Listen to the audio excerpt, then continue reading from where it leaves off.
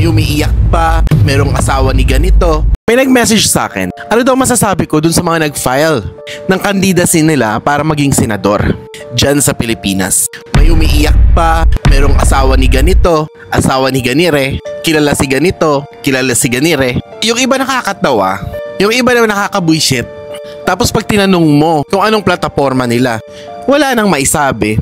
Salamat po kasi ang lakas ng loob nyo para baguhin ang sistema sa Pilipinas at may paninindigan kayo.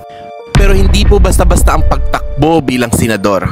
May mga qualifications po ito. Hindi lang po lakas ng loob ang labanan dito. Dapat po meron din kayong alam kung papaano patatakbuhin ang Pilipinas.